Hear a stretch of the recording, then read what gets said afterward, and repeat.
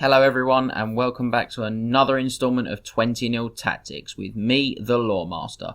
On today's episode, we're going to take a look at the tactics of Hammer and Anvil Armies, another instalment in our 5-part series covering the main army list types. So we're going to begin by taking a look at how we'll be structuring today's episode. Firstly, I'm going to look at the general features of Hammer and Anvil Armies, followed by a look at the strengths and weaknesses of this type of build. After that, we'll take a look at the Warhammer factions which do Hammer and Anvil armies best, followed by tactical pointers for using these lists in your games, before finishing up today with a look at a sample army list to illustrate the principles we've discussed. So what are the general features of a Hammer and Anvil army? Hammer and Anvils are typified by the following common features. Hammer and Anvil armies can be described in many cases as being all-rounder armies. They'll likely have some shooting to draw the enemy in, but will also want to move to the centre line of the table with their blocks to deliver the winning strike. Speaking of those blocks, the army will usually be made up of 2 or more blocks that are steadfast, or even better, stubborn, whose job it is to pin enemy threats in place and slowly grind down the foe. These blocks will be supported in general by 2+ hammer units. Flanking units if you're talking about deep dive language, so I want you to think about heavy cavalry, monsters, or really offensive powerful combat blocks like savage orcs.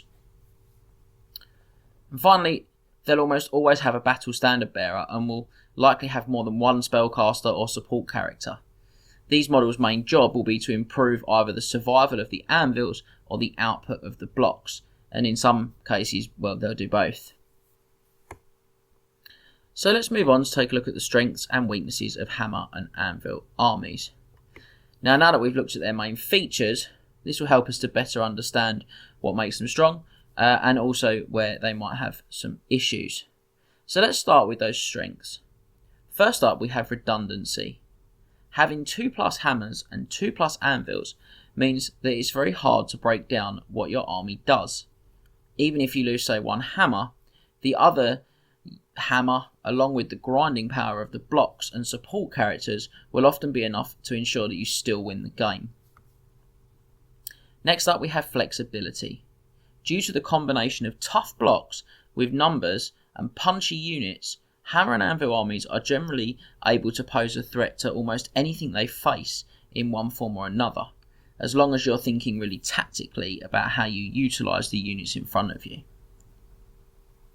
And what I mean by that is looking at where the favourable matchups might be, where you might want to avoid something, exactly what hammer's best for what job. You get the idea. The next strength is the spreading of your points. The points you spend on Hammer and Anvil lists will be distributed among a fair number of targets, with the biggest units, the anvils, often being the hardest to take out.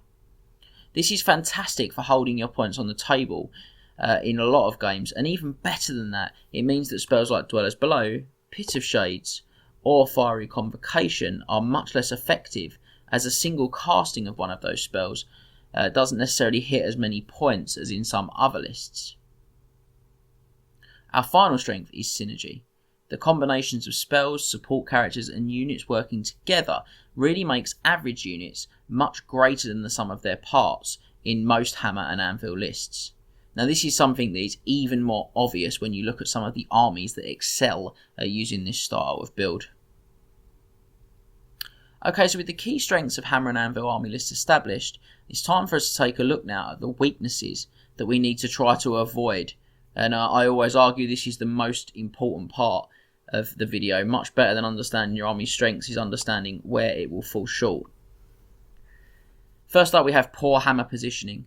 Getting your hammer units charged, particularly if they're charged in isolation, is the biggest issue for Hammer and Anvil armies. It will often mean that you lose a hammer unit without it doing its job, and your anvils then are likely to become overwhelmed and fall short too. Speaking of positioning, we've got to move on to look at flanking the anvils. Your anvil units will often have long, deep flanks, thinking about being steadfast again. And if they become exposed, it can be the downfall of this type of unit. You need to prevent this, so you need to think about using chaff to block off the sides of your anvils, or you need to think about angling your arcs of sight when looking at where the enemy is being placed.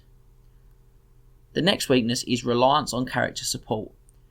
If you start to lose spellcasters, fail to cast spells, or crucial characters like warrior priests, the army's output can and often will drop dramatically.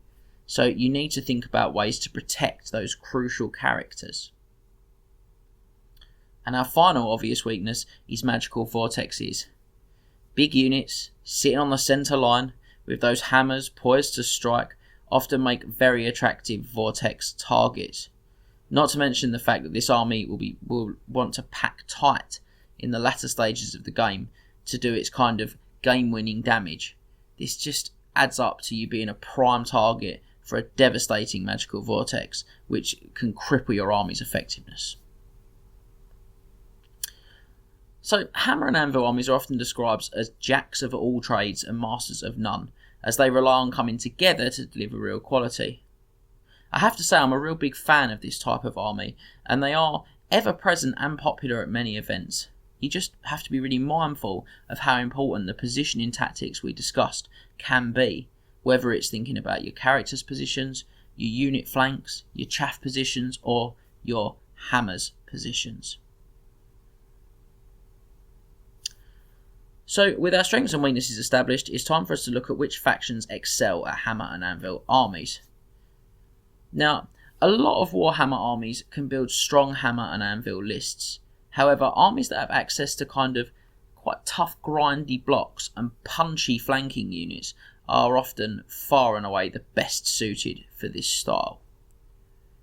The Empire, Lizardmen, Demons of Chaos, Warriors of Chaos, Skaven and Orcs and Goblins all deliver very powerful Hammer and Anvil lists. Beastmen, Bretonnia, Vampire Counts and Chaos Dwarves can also offer strong versions of the Hammer and Anvil list, but I do think there are other slightly better builds for these factions. And making a point on Vampire Counts, you do have to be careful that your Anvils don't give away so much combat res that your Hammers die from the crumble. So we just have to be really careful about balancing up the unbreakable, unstable element when we're playing Hammer and Anvil with them. The following factions should realistically avoid Hammer and Anvil builds in the competitive setting, in my humble opinion. The first one is Dwarves. They are all Anvil and no Hammer. The second is Dark Elves. They are all Hammer and no Anvil. And Wood Elves. Any of the factions that remain, that I've not named specifically, are very much a kind of, you can take Hammer and Anvil, but it might be at your own risk. So it's time now for us to look at the tactical pointers for using Hammer and Anvil armies.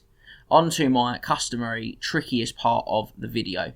So we're going to look at some general tactics that you should try to use whenever you're setting up Hammer and Anvil armies to do battle. Now the list won't be exhaustive, as each army and each opponent is always a little different, but the general tactics I cover here should always be in your mind, and you should try to find ways to employ them in your games. Magic that minimises your weaknesses. This one is a bit of a list building tactic, but look at your faction and ask yourself, what magic does it actually need? Armies like Empire want to think about magic that helps their hammer units do more damage, rather than thinking about looking after their anvil units. And this is the same for Lizardmen. Both of these armies have good anvils, but can have hammers that perhaps lack hitting power due to weapon skill, for example. Conversely, Warriors of Chaos should think a lot more about their anvil units and should be trying to select spells that help to keep them on the table, as their hammer units are incredible and don't really need a lot of help. Our next general tactical pointer is to take the centre ground. Most Hammer and Anvil armies will have some range threat, but will want to draw you into combat, bringing you onto the anvils to deliver the killing strike with their hammers. So you need to get those anvil blocks onto the centre line of the table to help you achieve this aim. Our third tactical pointer is hammer positioning. Now this one links to the last point. Make sure your hammers are behind the front line of your blocks, but still able to declare charges of their own. Place small base hammers like chariots between units or fast hammers like heavy cavalry on the flanks slightly pulled back from the distance of your front line. This will help to ensure they do their job without getting charged themselves, which, if they get charged, the game really can be up for your hammers. Kill the chaff. Your first priority should still be to dispose of enemy chaff, as it so often is in games of Warhammer. This will really help to prevent them from blocking your hammers and killing your anvils before they get there. There's nothing worse than your hammers getting blocked off and then an enemy unit busts through your anvil whilst you're trying to get through the chaff that's blocking your path. BSB placement. So you need to ensure that your battle standard bearer is in range of your anvil blocks as much as possible, and in Hammer and Anvil armies that flee, so we're talking about the kind of not demons and not undead ones, my advice is to always take a battle standard bearer. You do not need an erroneous leadership test sending that anvil packing towards the backfield when it was just about to get the support from its hammer buddy. And my final general tactic in what is a much larger section than some of our other videos is pin and punch. Once an enemy is fighting an anvil, do not hang around getting your hammer into combat in support to deliver that killing strike. The longer you wait, the more likely it is that things are going to go wrong. So we're going to move on now and finish up today's video by taking a look at a sample Hammer and Anvil army list. Now this one is a Lizardman army list that's featured on some of our videos in the past and won the Triple Crown Wargaming Grand Tournament back in 2016. So we're going to take a look at it and discuss how it fits into the general features of Hammer and Anvil armies and how it can deliver the tactics we've just discussed. So the army is led by Slan Mage Priest using the Law of High Magic. It's got a Battle Standard Bearer upgrade, he's got the Standard of Discipline, he's got the Channeling Staff, the Becalming Cogitation, the Focus of Mystery, Harmonic Convergence, and the Soul of Stone. Into heroes, we've got a Saurus Scar Veteran with the Crown of Command, the Enchanted Shield. We've got another Saurus Scar Veteran with the Great Weapon and the Sacred Stegodon Helm of Itza. We've got 2 level 1 Skink Priests. Both of these are on Law of Beasts. One has a Dispel Scroll and one has the Forbidden Rod. Now onto Core. We've got 36 Saurus Warriors with full command, 10 Skink Skirmishers with Blowpipes, 10 Skink Skirmishers with Blowpipes, 10 Skink Skirmishers with Blowpipes. Moving into Special, we've got 22 Temple Guard with full command. This is where our Slan Mage Priest is going to go. We've got 3 Pterodon Riders with Fire Leech Bowlers. And I should point out in the Core, that's where both of the Scar Veterans went into that Saurus block when this list won the GT. And finally into our rare, we've got Ancient Stegodons, 2 of them. They've both got sharpened horns. So let's start by going back to those tactical pointers. Magic that minimises your weaknesses. Now we can see straight away that our Slan is using the Law of High Magic and he's got the Focus of Mystery, which means that he has got all of the spells. He's a Loremaster. This is huge because it means he's guaranteed to have the Hand of Glory, which helps those hammer units, which is your 2 Ancient Stegodons in this army, to actually hit an enemy when they get into place. Similarly, the Law has the ability to strip away enemy magic items, which are likely to give them the extra strength, for example, they might need to damage those Ancient Stegodons beforehand. It's also got a wicked unit killer in Fiery Convocation to draw enemies forward and to help those blocks of yours win the grinds. The magic is further supported by the 2 level 1 wizards on the Law of Beasts. Now, this means that you can up the strength and toughness of your blocks. So our players stuck with minimising the weaknesses here. As much as I said that Lizardmen don't really need help with their blocks, the blocks do struggle to kill with only strength 4, particularly on the Saurus Warriors. You've got strength 5 on the Temple Guard, although they haven't got the greatest save. So the double level 1 Law of Beast Wizard gives you 2 lots of Wiston's Wild Form in this list, which can help the output of the Saurus by increasing the strength to 5 or even 6 if you can get both off, or it helps the Temple Guards become that little bit more survivable by increasing their strength to 6 and upping their toughness to 5. Either way, the combination of spells has ensured that the anvil blocks are slightly better and the hammers are more capable. I talked about taking the centre ground next. It's pretty easy to see how that's going to happen. We're going to move those 2 blocks onto the centre ground. We're going to use the fact that we've got small bases on the Ancient Stegodon to place at least one between the 2 blocks for its counter punch, and another one sitting off on the flank. That actually ties in really nicely to the next thing I talked about, which was hammer positioning. Brilliant. Covered that. We know we're going to do it. I then talked about killing chaff. The magic missile on the Slam Mage Priest, Soul Quench, is excellent for killing chaff, combined with the fact that we've got 30 skink skirmishers with blowpipes and pterodons which can drop rocks. Also, they've got the cheeky fire leech bowlers to ensure that regenerating units are also threatened by those blowpipes. This means that enemy chaff is very easily dealt with. BSB placement, well, the BSB is on the Slam Mage Priest, who is going to be in the centre of your army, and beautifully, great advantage for Lizardmen. He's going to be in the second row of a combat unit, so he's going to be relatively safe as well. And thanks to the placement of those hammers we talked about earlier, sitting at least one between your blocks of 2, in some cases you can even spread the blocks a little wider and put both in the gap. I've seen that done too. That's going to help with the pin and punch element we talked about, because we're not going to have to hang around. We'll be able to get those Stegodons in straight away. They're definitely going to keep up with the blocks as well. Now, if we look back at the weaknesses of the army, the things we want to avoid, we've covered poor hammer positioning, and we can see that those 30 skinks are going to really help to ensure that enemies find it difficult to flank the anvils. Similarly, the pterodon riders will help that as well.